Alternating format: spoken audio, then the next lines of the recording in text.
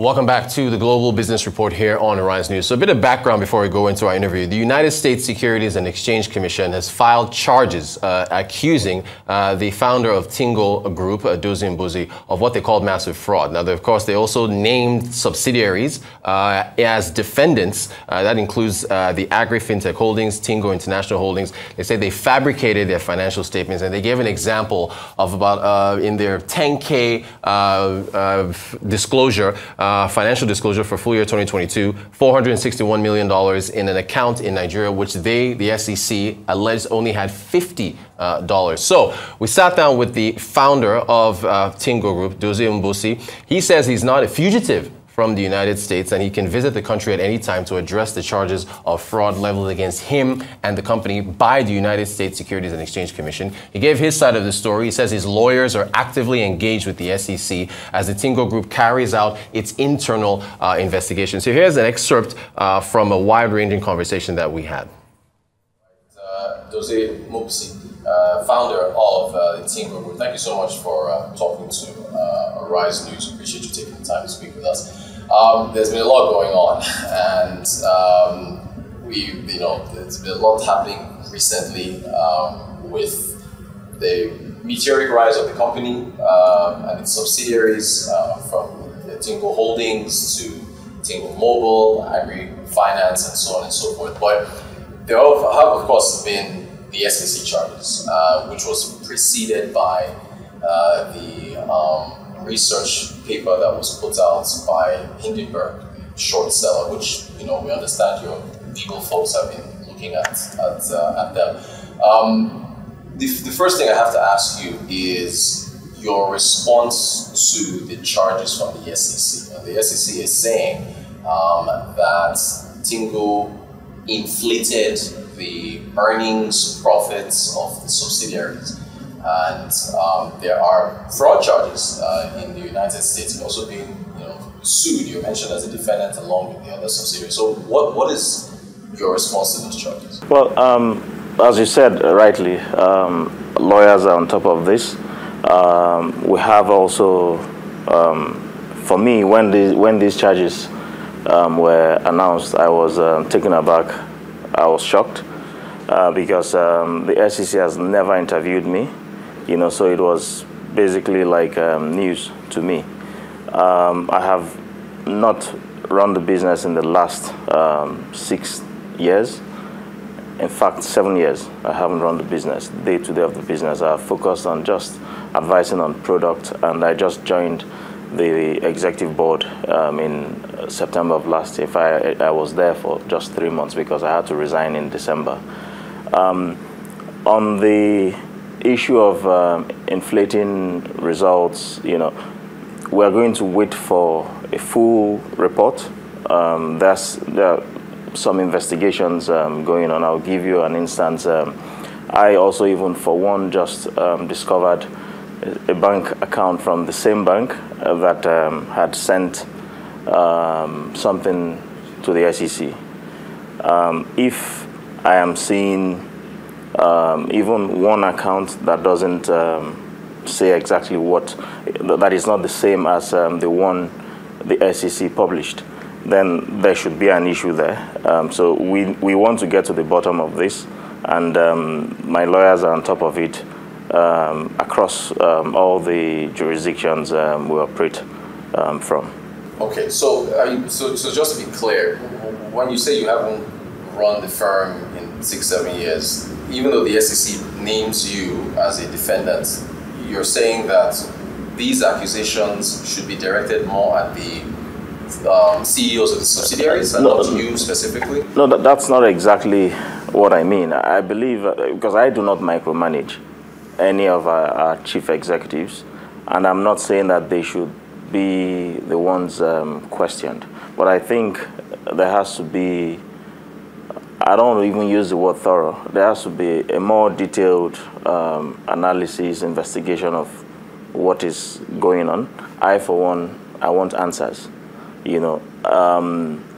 Like I said, I do not micromanage. I want answers, and I had actually even stated certain things like for us to be and remain a public company, our internal controls must be very strong.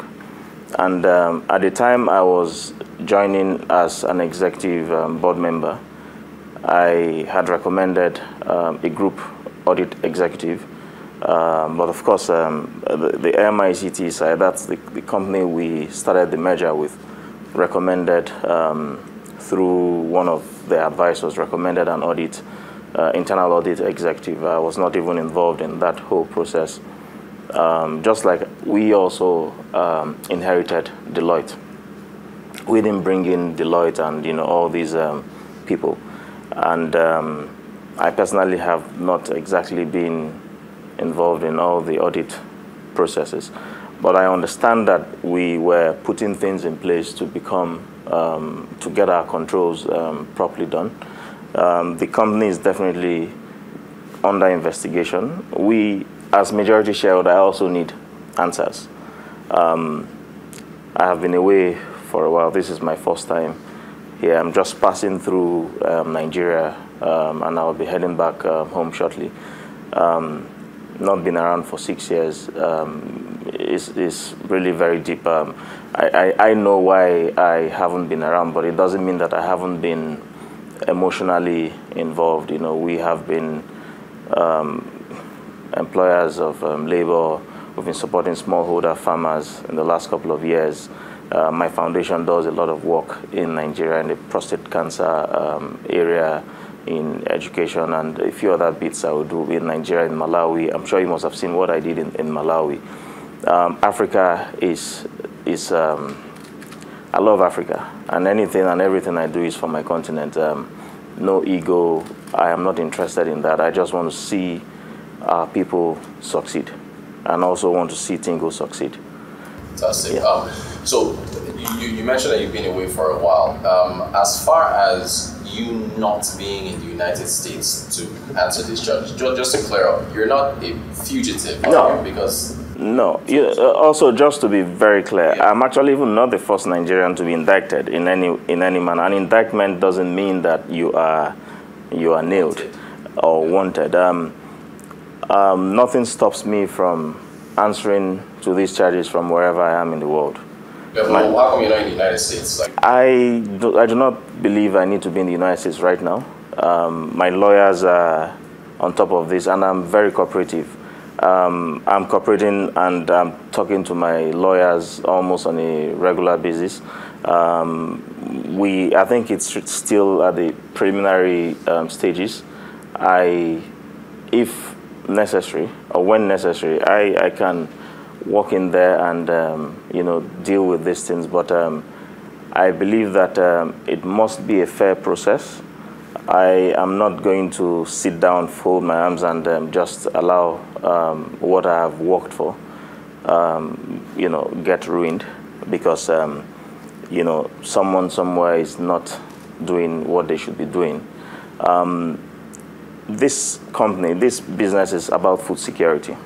I've just returned from the construction project that is going on, and we hope to complete phase 1 by December of this year. That project means a lot to me. In Nigeria, we export raw materials, raw produce like cocoa, yam, whatever, and we don't ever add value to anything. When President Muhammadu Buhari asked the then Minister for Agriculture to do the groundbreaking of that facility, the idea then was to give us a special processing zone status. And what we want to achieve there is to process about 16 products that can be sold locally and also for export. So we shouldn't be buying chocolate after exporting cocoa. We need to add value to our products. So Tingo is more of an ecosystem that is there for farmers and also Africans, basically. So we just can't, as smallholder farmers, for instance, just produce and sell to survive. We need to, wealth can be created for these farmers. And I will refer you to the All Farmers Association of Nigeria. Last year, Tingo was the only business that funded their projects for them. So we have been there for for the farmers through the All Farmers Association of Nigeria and a few other smaller cooperatives. Okay, so on the look, we want to get as much clarity as possible, yes, right? Because the SEC referenced the Hindenburg research document, and you've mentioned farming now and all that you're doing. So 2 questions. Do you have a mobile operator license, 1, and then 2, on how many smallholder farmers do you have as subscribers? Because Hindenburg and the SEC said that the numbers for Tingo Mobile, I believe, was 12 million, but they investigated it and found that there weren't any subscribers, or they couldn't find any of the subscribers. So do you have a license, and no, how many subscribers do you have? Let me say this, and to be very clear, we are not a mobile operator. Okay. We are more of an enabler or an ecosystem, as I refer it. We provide the platform. We are not interested in operating as a mobile operator. When I started this business 23 years ago, I didn't have the kind of resources to get a license, but for me, the idea was, if I make even 20 naira from 10 million people, it makes more sense to me. I would rather not be in Lagos or any big city talking to city people. I would rather talk to associations who are going to help me deal with the local people who are trying to buy aspirational services or products. Most banks are not in the villages, but with AFAN, for instance, is in every local government in Nigeria. So if you go to Onitshubo, for instance, where I'm from, there are farmers who are members of AFAN. But of course, we don't deal with these people as individuals. We deal with only the associations or the cooperatives.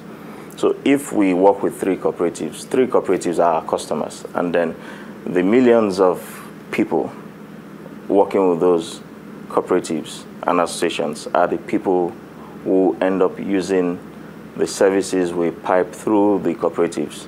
So we do not directly deal with the individuals, because we don't this is where we operate from. We have offices here in Lagos, we have in Abuja, in Kano.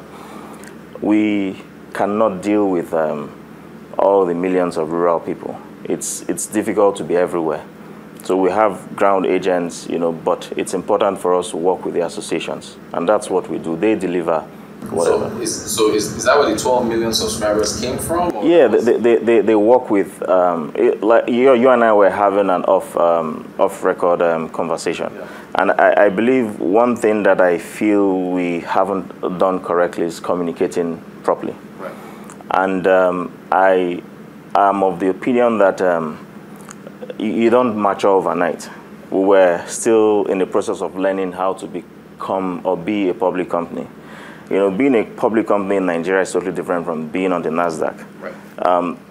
Our people were getting there, and we're putting all the processes in place. We're hiring the right executives to communicate with the US capital market.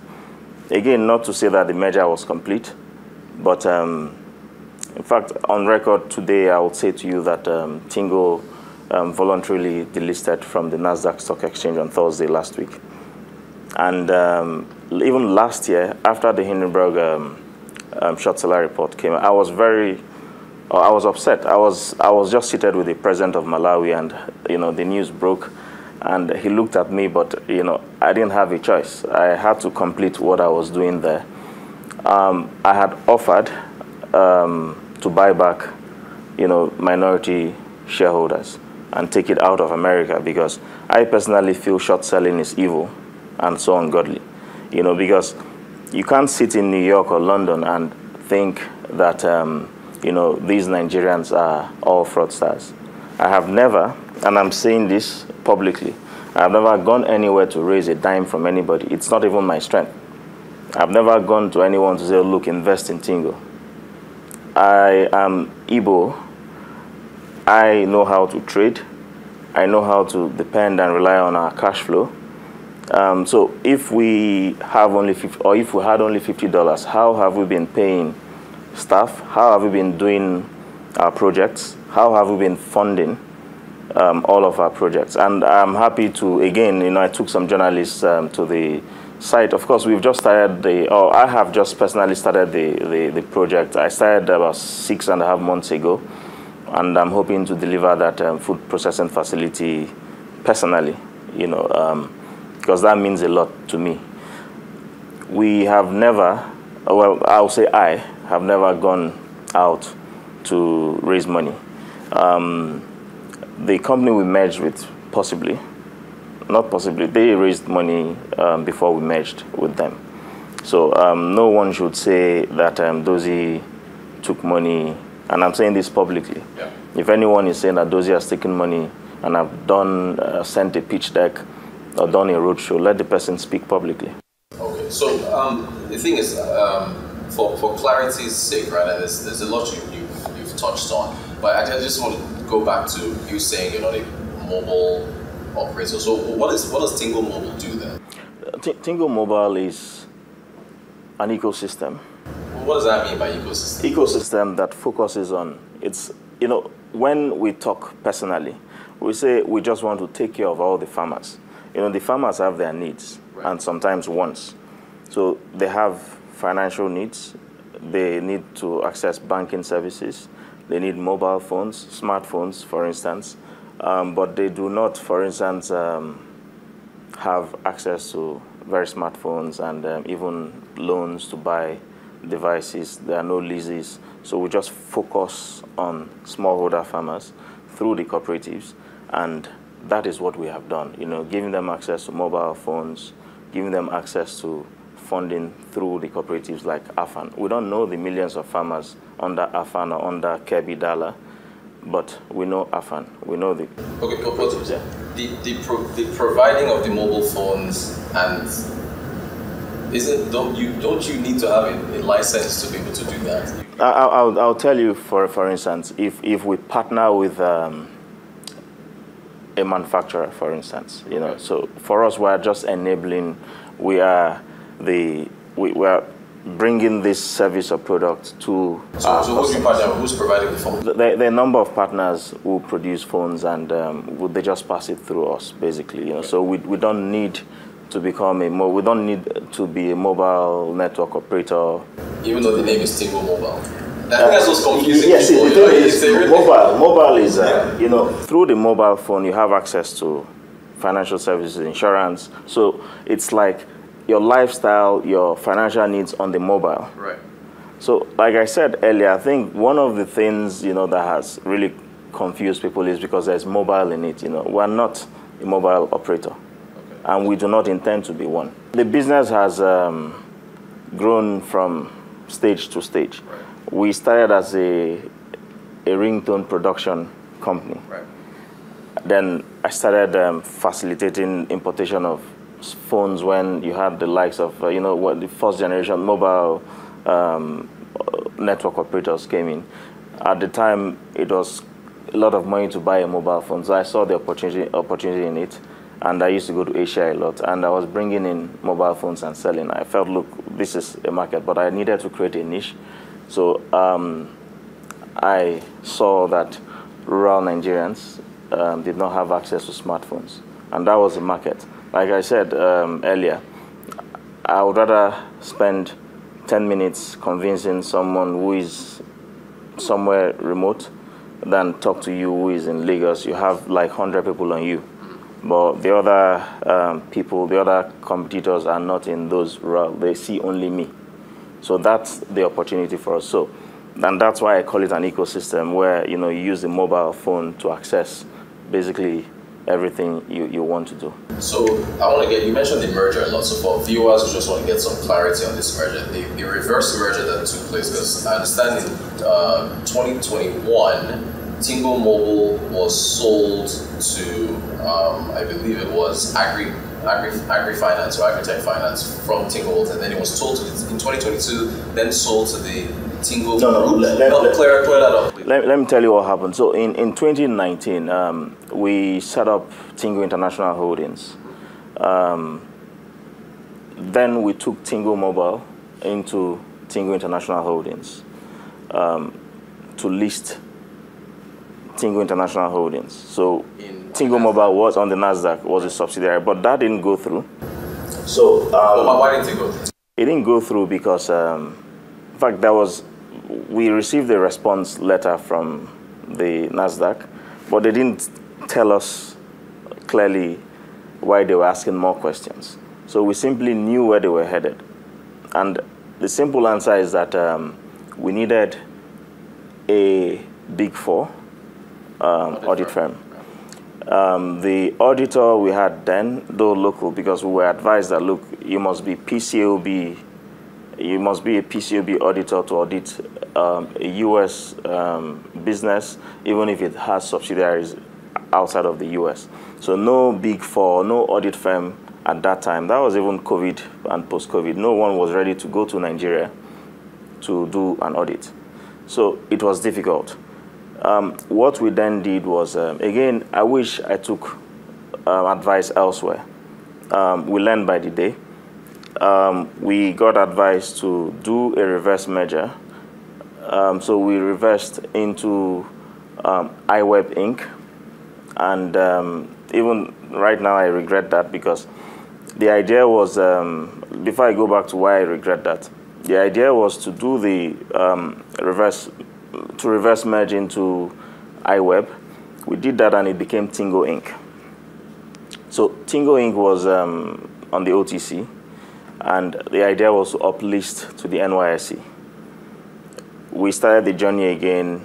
You know, we got an audit firm in the US that had agreed to do the audit in collaboration with an audit firm in Nigeria. And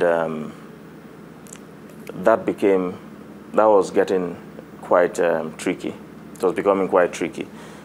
The same advisory firm we used then said, look, you know what, there is a NASDAQ listed entity that can, because they have operations in Tel Aviv, in China, mainland China, and Hong Kong and Singapore. With you in Africa, you know, it's going to be like a marriage of, you know, Africa and Asia, you know, and then with what you have here and what they have here, they have Magpie Securities, they have insurance businesses. So when we merge all of that, it becomes a superpower, kind of.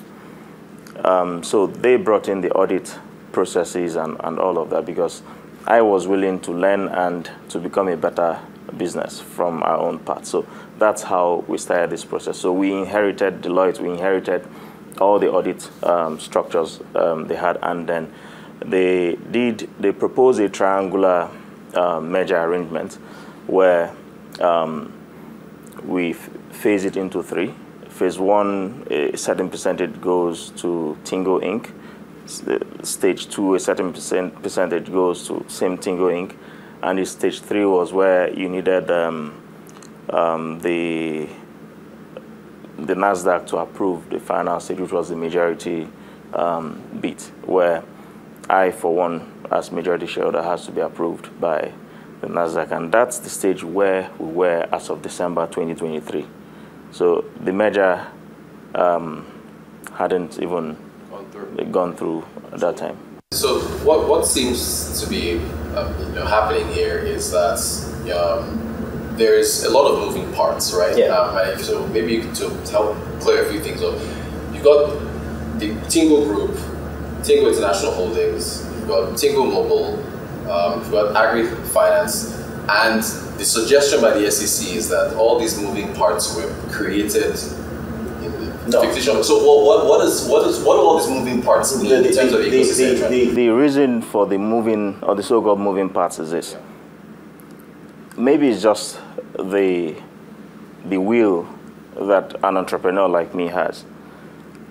When you try to stop one person from getting to a point, he has advisors. They say, okay, you know what, the end goal is to get to this point, and why do you want to become a publicly traded company? Off record, as you and I were chatting, I said, look, I'm not in support of the kind of valuation tech companies in Africa especially receive, while their contemporaries in the US, UK, in Europe have more. I have always believed in, going to a market where shareholders are going to get value. I'm a shareholder, fine. Of course, I also should get value for what I have worked for. So when we were seeing all sorts of blockades, we, like Tingo International Holdings, when we couldn't move that forward, we reorganized it, and it remained private. Tingo Inc. was the one that did the merger with iWeb to be uplisted, but MICT did not want to merge into Tingo Inc. So what we now did was, to avoid the confusion in the market, it was renamed AgriFintech Holdings. So it stopped being it became like an investment holding company. So Tingo Group was going to be the only structure with 2 subsidiaries in Africa, a few subsidiaries in Hong Kong, Singapore, mainland China. So that's what it is. So I am thinking that even the SEC is quite confused with the structure, with all the moving parts as you call it. So the thing is, what a lot of people will be wondering is that why have there been so many roadblocks here? What do you attribute that to? You said you were learning, you took advice from this person. So just to be clear, so Tingo International, you just said now that didn't go forward. The uplisting to the NASDAQ, that didn't go forward. The NASDAQ approving you to get on the exchange, that didn't go forward. You had to do the reverse merger because something else didn't go forward. So there's been, as you explained that, well, this is not working, that's not working, and so on. It's not about not working or not working, okay, not working. It's the operating businesses are working, but the goal of being a listed company in America, I'm going to link this to, you see, when I did the bid to buy Sheffield United, as far as I'm concerned, I passed fit and proper persons test. I put money down to show support, and then of course as deposit. But there were questions that they couldn't ask me officially or formally.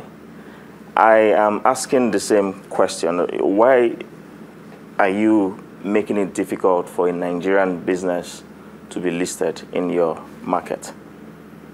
So it is not our problem. And last year when Hindenburg did this report, because I wasn't even on the board of Tingo Group, that's old MICT, which became Tingo Group, I said, look, this is draining. Because at the end of the day, it is the Nigerian Dozy who is being mentioned here. But there are other people from America, people from England in the group who even held more, powerful positions, in the group. But it is easy for you to throw the Nigerian under the bus, and then the Nigerian, let him deal with all the madness. I have, in fact, I'll say this here. During when this Hindenburg thing, and I dare anyone in Tingo to say it's not true. When they lacked USD to pay even legal fees, I came in. I provided some funding. As we speak, with certain restrictions and certain accounts, I am also again coming to the rescue. Can I just quickly touch on the accounts? Please mention the full year, the 10K for, I think it was for Tingo, again, so many movies I'm trying to remember, the Tingo Group, I believe, one of the subsidiaries in Nigeria that had full year cash and cash equivalents of 416 million that they said they investigated as the SEC ended up only having $50 in the account. What's, I think you see, I'm not going to go into figures, but I'll say something very basic here. With the kind of operations we run, $50 really, with all the hundreds of people that work directly, $50 will not pay that. So you have the 416 million was in the account? I want to believe so, because, you know why I'm saying I want to? Because, again, we are also investigating if anything went wrong. I don't want to say whether it is right or it is wrong, because there is an ongoing investigation here. Is this an internal investigation with the company? I won't be able, I'm not allowed to speak, to touch on that. I'm sure that a report is coming out again, not not run by me or by the company, because it's impossible for the company to have had only just $50. You know, it's impossible. It's practically impossible. Okay, so, you know, again, you said you were in Malawi with the president, but this stuff broke. You're not a micromanager. Some of these things, possibly saying it happened without, you know, you knowing that they happened. Who would you hold responsible for all this? So what's the end game? As you know, I resigned in December, right, but I still remain majority shareholder, and I'm still willing to even buy back shares owned or held by minority, because I think I want my business back. So it's not for me to hold anyone responsible until I see what exactly happened. And I believe that is going to be revealed very soon. When that happens, I still believe I'm playing long here. I still believe in what I'm doing with the farmers, with the All Farmers Association of Nigeria and the others. I know that these people exist. A minister, the past minister, had in the past, and videos will be sent to you in the past, presented mobile phones. I'm aware of the numbers, you know, the number of farmers, people that we support. So I know that these things are real.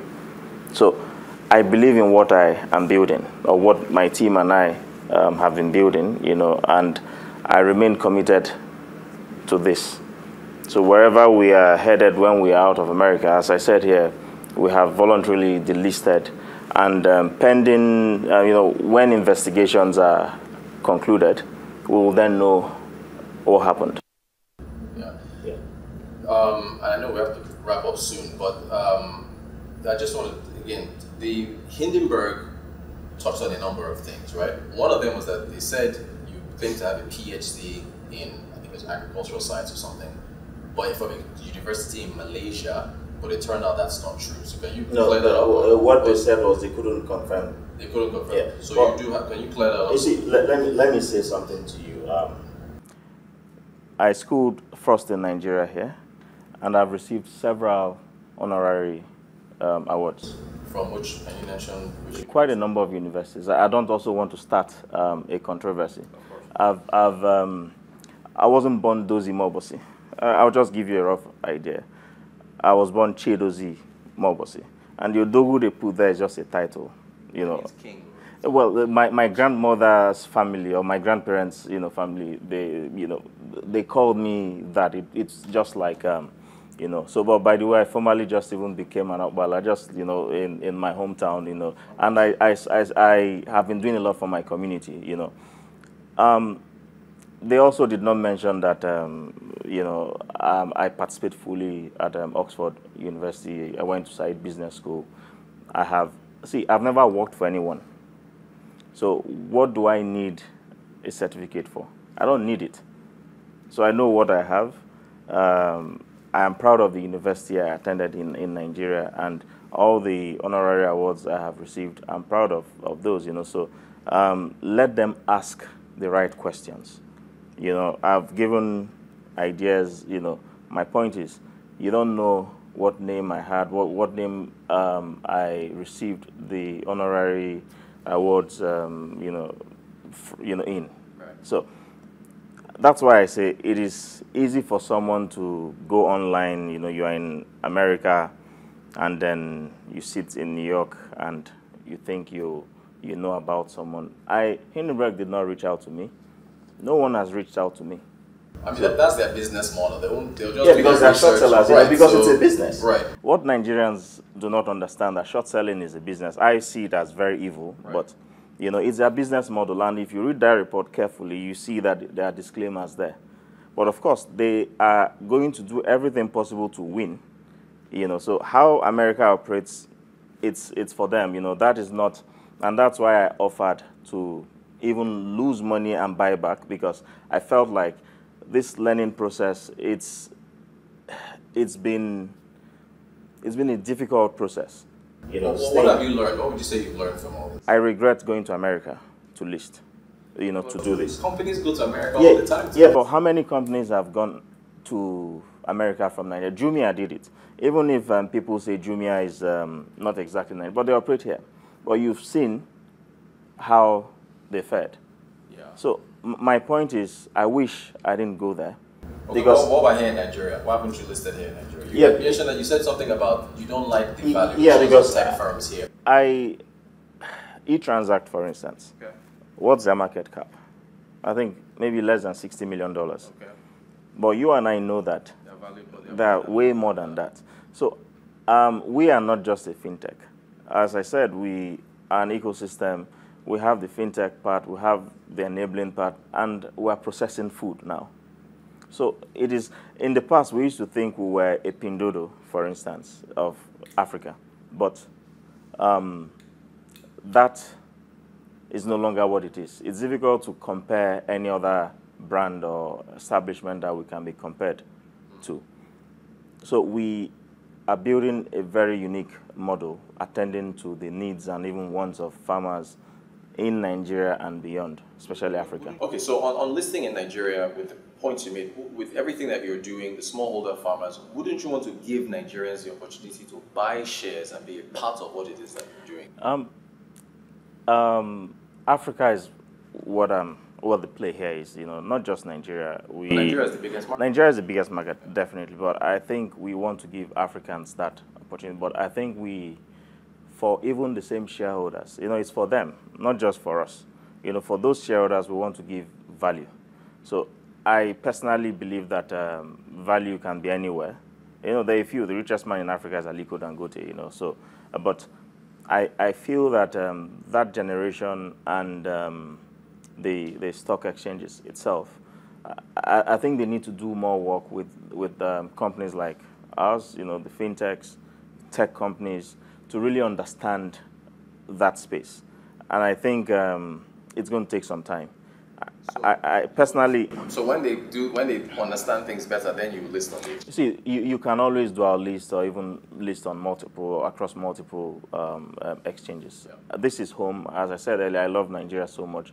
When it's time for shareholders and stakeholders to gain from listing in Nigeria, we'll engage with the exchange. At that point, it would have been a lot more value for the shareholders. So it's about shareholders, really.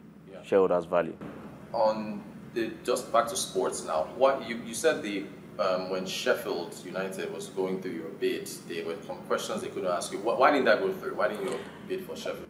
In fact, officially, I haven't even withdrawn my bid. The club was going through a lot of financial issues. I haven't even seen many prospective buyers or buyers who even put money up front. And it's not like I had £115 million sitting in one bank account. My portfolio was working for me. But I made a significant sum available because they needed to pay HMRC, they needed to pay wages.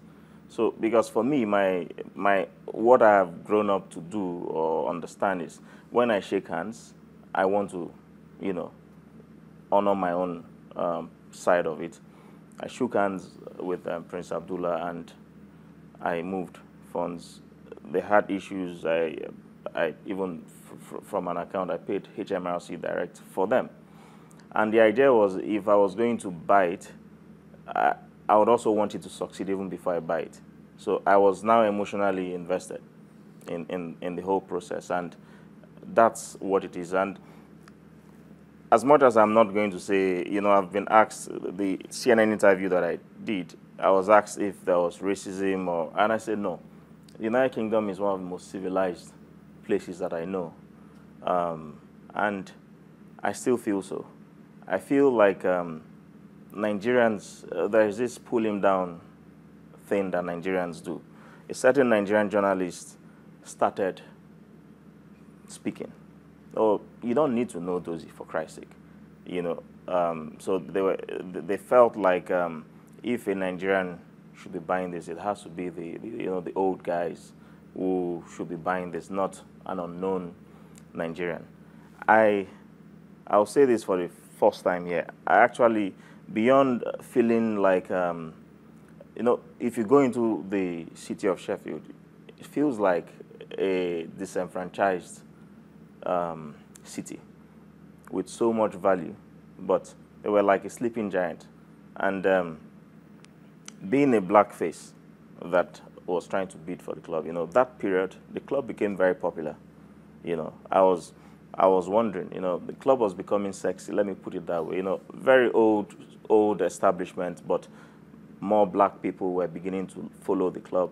My brother and friend, Deputy Governor Philip Shoaibu, for instance, started following and watching their games only because I was interested in that club. And for me to have put money down, that meant a lot to me. You know, I felt like, one of the questions, you know, when Nigerians started asking questions and throwing all sorts of shades, they started wondering what was going on. Could something be wrong with this guy? And then, you know, I read things like I had county court judgments. These are like parking tickets. You know, if someone uses the name of Tingo Holdings as Tingo Holdings, yes, we have executives who go to places from time to time. If there is an unpaid bill, it doesn't mean that it's Dozy who used up that bill. But one morning I woke up and I went to the post box and picked up my mails, and I saw the CCJ. I called my lawyers. I said, "Oh, Dozy, you know what? Just pay it so that it goes off the system, you know." And I was wondering why it was in my name. It shouldn't even be in my name in the first instance. So I paid it, but it remained on the system for a while. You know, CCJs are like very common. What are CCJs? So explain what that is. County court judgments. Right. You know, so I was saying there was a rental somewhere that was used. I don't pay. Yeah, but not by me. But it was in your name. Yeah, because it was done in the name of Tingo International Holdings, and I was a director. Oh, director, okay. So, a director in the UK. So I'm resident there, and so they came to recover that from me, and I paid it. So if you go back to the county courts, you know, you see that it shows that it's been paid off long before Bloomberg wrote that article. So are you saying that could have torpedoed your... Yeah, you know, some of these things started raising concerns, you know, questions. But again, if anyone is going to be objective, there was a county court judgment of, say, less than £100,000. And then this same individual had paid £8.85 million. You then you should ask yourself questions. So could it be that he didn't know, or maybe he paid it, it wasn't on the system? You know, people need to be more critical and take more time to really investigate and ask questions instead of rushing into conclusions. So away from Sheffield, just looking at Nigeria, the Nigerian Premier League, you know, Stripe bought out Paystack, $200 million. I think one of the co-founders, he took some of his earnings and he invested in a club here in Lagos. Yeah. Have you looked at, you know, with all this that's going on? I own a club in Lagos. Yeah. So have you looked at the sports teams, investing in buying sports teams in Nigeria? I have one. I own one in Lagos. Yeah. 1472 FC. Okay. It's Lagos based, Surulere based. Yeah. We're on the NNL, just like the Paystack person. And don't forget that I have been funding sports development in Nigeria here. Yeah. Sponsored the FA, did the maiden season of the Dozy Mmobuosi Super Cup, where the highest money ever paid in Nigeria was mine. And I intend to continue that, but of course it's been a turbulent couple of months, so I had to retreat, and then I'm now looking inwards. So I started a team in Lagos playing on the NNL in November of 2023. And yeah, the team is, we've provided, we're trying, what's happening now, because it's affecting their TROs, their temporary restraining orders, you know, that's affecting the operations of my private ventures. But I'm sure we're going to overcome that. We're going to deal with that, yeah. All right. Just two more questions, because we have a wide-ranging conversation. For Nigerians who don't know you and are asking, how is this gentleman so wealthy to where he's made bids for Sheffield United? He's, you know, funding. You know, you talked about funding legal fees for the Hindenburg thing. How did you source your wealth from your humble beginnings, if you will? At 13, I have this friend of mine. He used to go to Benin Republic to buy what we used to call bales of, used clothing. You know, I'm Delta. I'm from Anioma. I'm from Onchubo. But there is this trading blood. I know how to trade. So at that age, I was already trading. Got into the university. I became a show promoter. I've been very independent, and I believe in building my cash flow. And I have also learned, there are a few investments I have made, and I understand financial engineering. So it is not that financial engineering has a funny meaning. Yeah, it can mean something funny, but financial engineering is this. For instance, my holdings in Tingo at some point was worth over 2 billion. But after the Hindenburg, I lost $1 billion in value in one day, over $1 billion in one day. But I'm not driven by money, but I understand what it is to build a portfolio of businesses, and I know how to leverage. So I'm talking of leverage. That's what I mean by financial engineering. So if I'm worth X on paper, I know how to leverage to fund my healthcare business. I know leveraging means borrowing, does it not? I can borrow, and there's nothing wrong with borrowing. Which is debt. Yeah. I can, in my name. Right. I'm not going to an investor. So I have this asset, loan me against that asset.